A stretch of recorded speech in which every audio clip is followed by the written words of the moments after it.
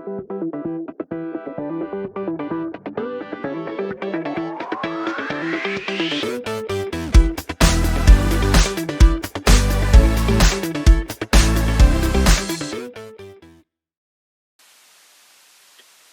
alaikum everyone, I'm Dr. Asif Safdar and I'm excited to welcome you to the latest initiative from MedXplorer, that is the EdXplorer.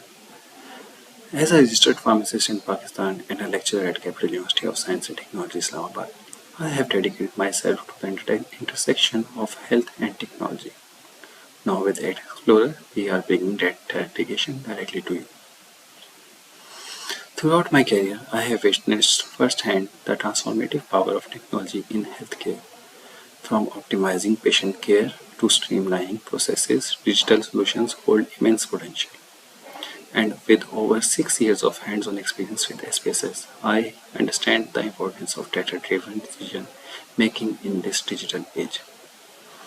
In this course, we will delve into SPSS techniques tailored specifically for medical professionals like you. Whether you are a seasoned practitioner or just starting out, this course will equip you with the skills you need to analyze data effectively and extract meaningful insights to enhance patient care.